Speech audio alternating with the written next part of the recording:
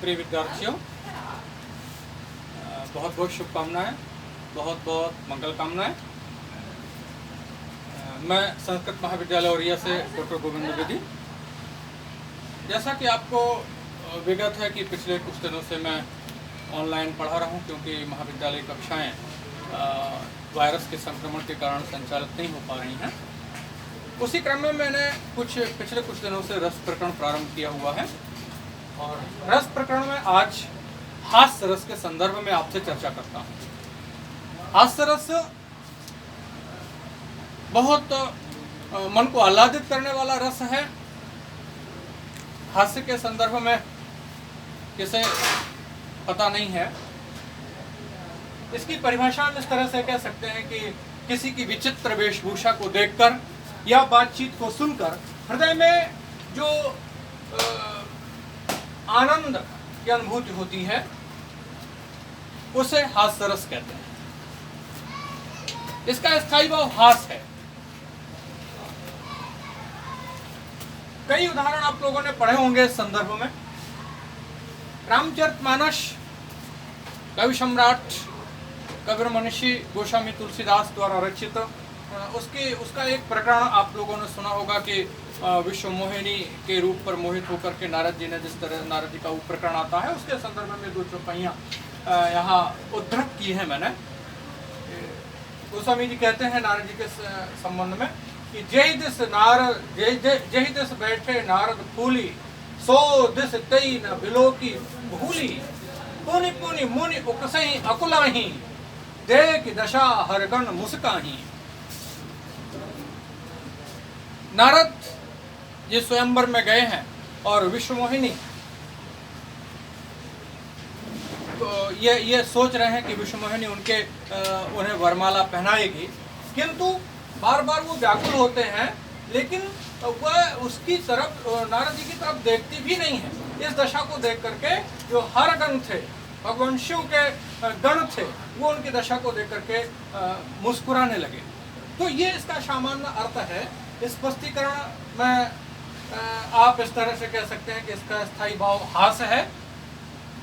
आश्रय हरगण है, भगवान शिव के गण हैं, क्योंकि उनके हृदय में हास्य रस की अनुभूति हो रही है। आलंबन नारद है, क्योंकि नारद को देख करके हास्य रस की अनुभूति हो रही है। उद्दीपन नारद की व्याकुलता, उनका उकसना, वरमाला के लिए जो व्याकुलता है, वो सारी चीजें हरिगणों के लिए उद्दीपन है।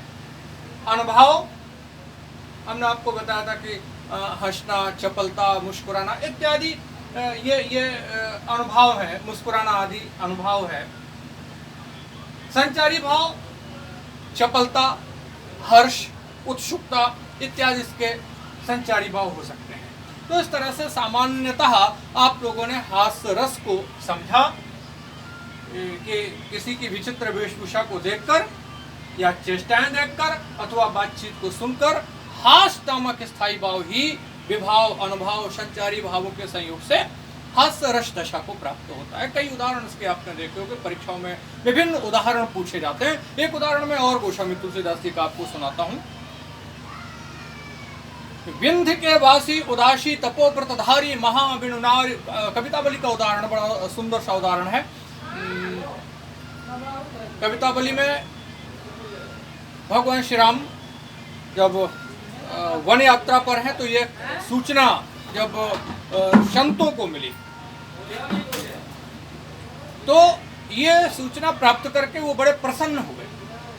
बड़ा सुंदर सा चित्रण देखिएगा कि विंध्य के बासी उदासी तपोव्रतधारी महाविनुनारी दुखारे, गौतम तीय तरी तुलसी, सो कथा सुन भय मुनवृंद सुखारे, वही है शिला सब चंद्रमुखी, पर से पद मंजुल कंज त्योहारे, और कीन्ही भली रघुनायक जू, करुणा कर कानन को पगुधारे। विंध्य के बासी उदासी तपोव्रतधारी महाविनुनारी दुखारे, जंगल प्रदेश में, वन प्रदेश में निवास करने वाले जो संत हैं, साधु संत हैं, वो बिना स्त्रियों के बहुत दुखी हैं। गौतम तरी तुलसी, सो कथा सुन भे मन वृंद सुखारे। गौतम की पत्नी अहल्या भगवान श्री राम के चरण स्पर्श मात्र से उसका उद्धार हो गया, वो पुनः स्त्री बन गई। इस कथा को सुनकर के वे बड़े आह्लादित हुए, प्रसन्न हुए। वह हैं सिलासब चंद्रमुखी पर से पदमंजुल खंड तिहारे। और उन्होंने ये विचार किया, अनुमान लगाया कि जितनी भी शिलाएं हैं, जितने भी पत्थर पड़े हुए हैं, वो सब भगवान श्री राम के चरण स्पर्श मात्र से सुंदर चंद्रमुखियां बन जाएंगी, स्त्रियां बन जाएंगी। इस तरह की कल्पना करके वे बड़े प्रसन्न हुए। और कीन्ही भली रघुनायक जो करुणा कर कारण को पगधारे। हे रघुनायक भगवान श्री राम, रघुकुल नायक, आपने बहुत अच्छा कार्य किया है कि आप जो जंगल में पधारे, हम लोग अभिभूत हैं। इस तरह से ये हास परिहास गोस्वामी तुलसीदास जी का बहुत आनंदप्रद है और बड़ा ऐसा उदाहरण है जो कई बार पूछा जाता है प्रतियोगी परीक्षाओं में भी, पारंपरिक परीक्षाओं में भी। छोटे छोटे भी उदाहरण आपने बहुत सारे सुने होंगे। जैसे चलो मित्र देखन चले कवि सम्मेलन आज, जूतन की चोरी करें एक पंथ दो काज। साधारण सा उदाहरण है। एक और दोहा मैं सुनाता हूं आपको कि हास्य रस का एक बड़ा सुंदर सा उदाहरण है कि दोना पाद बबूल को तामे तनिक पिशान, दोना पाद बबूल को तामे तनिक पिशान, और राजा जी करने लगे छठे क्षमा से दान। बबूल की पत्ती का दोना, उसमें भी थोड़ा सा आटा, और दान कौन कर रहा? राजा जी। कब करते हैं? साल 6 महीने में एक बार करते हैं। एक स्वाभाविक जो हास्य का वातावरण तैयार होता है, उससे वो इस तरह के कुछ उदाहरण में मुझे एक अपनी कविता याद आ रही जो मैंने कभी लिखी हास्य रस के संदर्भ में। वो मेरी कविता सुनी, हास्य रस के लिए काम आ सकती है। उदाहरण उस कविता का शीर्षक है न्योते का सिद्धांत। सुनिए, क्योंकि कवि हूं तो ये जो इस लोक का भी संवरण नहीं कर पाता हूं। सुनिए कविता कि एक पिता पुत्र एक दावत में जाते हैं, एक पिता पुत्र एक दावत में जाते हैं, पास पास बैठकर साथ साथ खाते हैं, और बेटा हर कौर पर पीता 2 घूंट जल। पापा ने थप्पड़ कसा, बोले बेअकल। घर चल के पानी को जी भर के झेलना, घर चल के पानी को जी भर के झेलना, पूरी पराई है ढंग से होतेलना।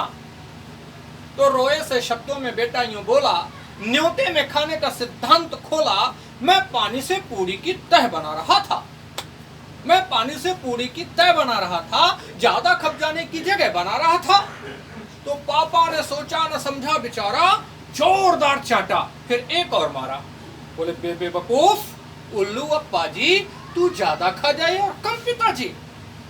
जानते थे सब तो पहले बताते, ज्यादा से ज्यादा हम भी खा पाते, ज्यादा से ज्यादा हम भी खा पाते, ज्यादा से ज्यादा हम भी खा पाते। इस तरह से हास्य रस के अनेक उदाहरण आपको मिल जाएंगे साहित्य में। एक मुझे और किसी कवि का एक छंद याद आ रहा है। भगवान शिव का विवाह हो रहा है, मंडप के नीचे भगवान शिव विराजमान है और नाइन आती है। वो एक सुंदर सा दृश्य आप अपने मन में रखिए और ये छंद सुनिए कि शंभु के विवाह में आनंद भयो 3 लोक, भौरी परतखन सुख भयो नार नर को। तो बोली अलबेली नायन कहती हूँ बार बार, लीहो गलहार तब उठन देऊं बर को। तो सोई शंभु ने राखो मान, गले से उतारो नाग, मारी फुसकार नायन दौड़ परी घर को।